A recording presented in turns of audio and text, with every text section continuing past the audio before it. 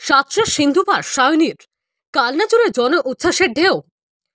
লক্ষ্যে অবিচল আর অদম্য ইচ্ছের শক্তি থাকলে সমস্ত বাধাকেই তুড়ি মেরে উড়িয়ে দেওয়া যায়, যার জলজান্ত উদাহরণ সায়নী।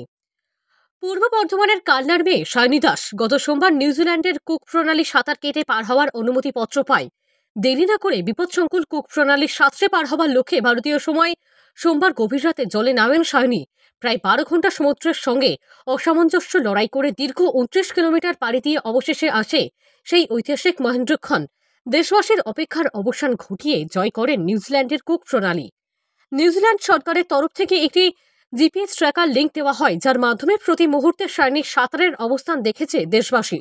কুক প্রণালী অতিক্রম করা মাত্রই সারা দেশের সাথে সাথে পূর্ব বর্ধমানের কালনা জুড়ে উচ্ছ্বাসের ঢেউ বয়ে যায়। একের পর এক শুভেচ্ছার বন্যা ধেয়ে আসছে তার বাড়িতে।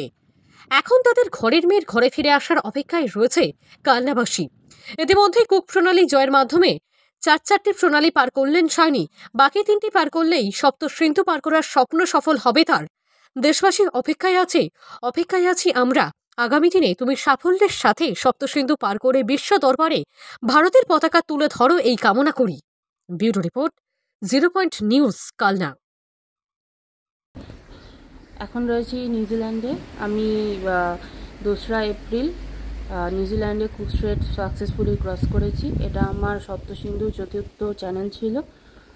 এর প্রস্তুতি আমি 2022 সাল থেকে নেওয়াই শুরু করেছিলাম, মলকাই চ্যানেল ক্রস করে আসার পরেই। কারণ এই চ্যানেলটা পার করার কথা ছিল 2022 সালে, করোনার জন্য 2 বছর পিছিয়ে যায়, কিন্তু প্রস্তুতি চলতে থাকে। কুক স্ট্রেট মূলত জানা যায় এর প্রচণ্ড রাফ ওয়েদার থাকে এখানে টেম্পারেচার 10 থেকে 15 ডিগ্রি থাকবে, এটা ফেডারেশন থেকে আগে থেকে বলে দেওয়া হয়েছিল। ওয়েভও প্রচণ্ড খারাপ ছিল আমি যখন ক্রস করেছিলাম। এছাড়া সবথেকে আমার কাছে ডিফিকাল্ট মনে হয়েছে এই ঠান্ডার মধ্যে নিজের সারা শরীরের নার্ভ সিস্টেমগুলোকে ঠিক রাখা, নিজের সব জ্ঞানে থাকা। আমার এখন ক্রস করার সময় মনে হয়েছিল আমি হয়তো অজ্ঞান হয়ে যাব। তো সব কিছুকে মাথায় রেখেই এই চ্যানেলটাকে ক্রস করা আমার কাছে অনেক টাফ। আমরা এসেছি নিউজিল্যান্ডে 17ই মার্চ। 18 মাস থেকে আমি আমার প্র্যাকটিস শুরু করে দিই।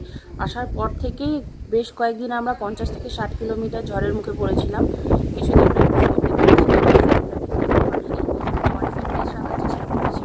সবসময় প্রচণ্ড হাওয়া চলে, যার ফলে ঢেউ প্রচণ্ড শক্তিশালী।